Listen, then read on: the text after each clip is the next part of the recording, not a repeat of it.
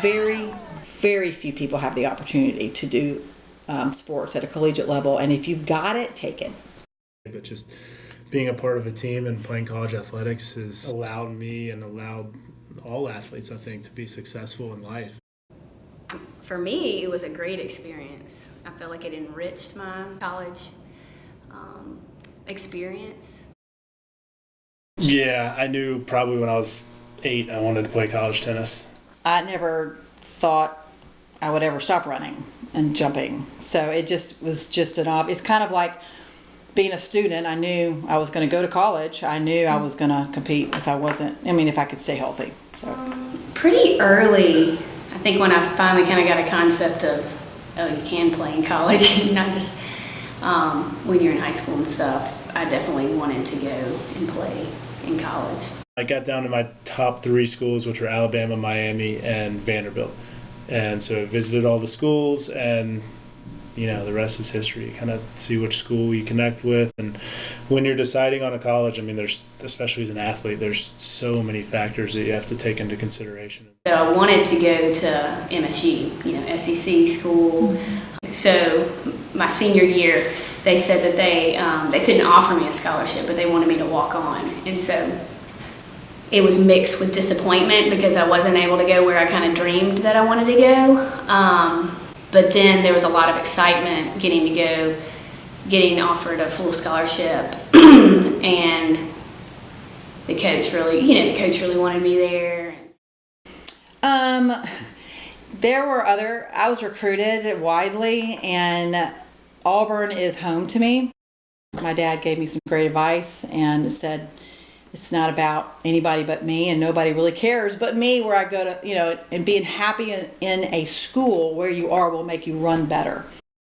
It's one thing to know what to expect going into college, but then it's another thing getting thrown into it and actually having to perform and having to wake up for 6 a.m. workouts. And so the expectation's there, and then you just gotta train yourself. If you take care of your body and you get rest and prepare correctly, then it shows in your performance. And if you don't, then you don't perform. So we were pretty self-motivated and pretty rigorous with our schedule. I even went so far is like when I went to college, what I wanted to major in, they basically said you cannot major in that because you don't have enough time. And so I would have to make those choices outside of track. Well, I got to study, and I'm not going to get to go to that form or that social, or I'm not going to get to go to that mixer, or I'm not going to get to go to the beach with y'all this week because I got to train. When you love it that much, it's not such a huge sacrifice for you. The good thing about being a student athlete is that you really have to learn how to balance your time. And we would have practice every day from about 1 o'clock to 5 o'clock. So we'd have our classes all morning. I think being able to manage that, my freshman year, that took a little bit of, okay, I've really got to be on top of my schoolwork, and I've got to get to practice. But, if I were to do it all again, and if I were to advise future student athletes, I would say, look, academics is your number one priority. But it's common to be very, very driven as an athlete, very focused and determined, and that just carries over into your academics.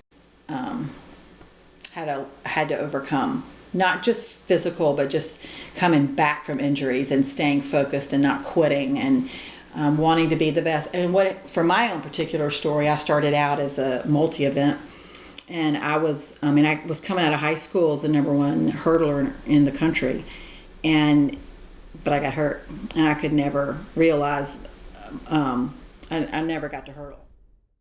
The girls that I came in with as freshmen, that was the first year they ever had women's basketball at Sanford. And so we got to start something that had never been there before.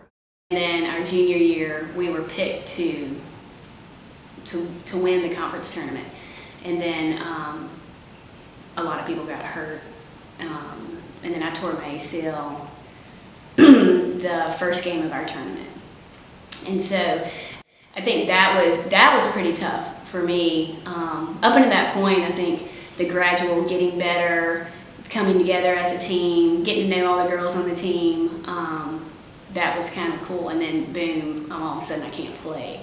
We spend, probably 75% of your time in college with our teammates is when we, so we got along very well. I mean, everybody did. And I think it's hard to be successful as a team if you don't have that team camaraderie and you don't work together and support each other and, want the best for each other.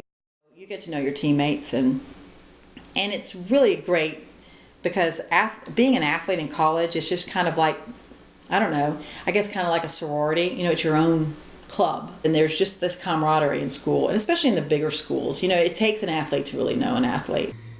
I would advise anyone, if they have a passion for a sport or something in life, doesn't have to be a sport, but anything, just to go at it 100%. Again, everything that I learned along the way just helped me grow, and hopefully I'll continue to use those things for the rest of my life. So anything you're passionate about, definitely don't let anything stop you along the way.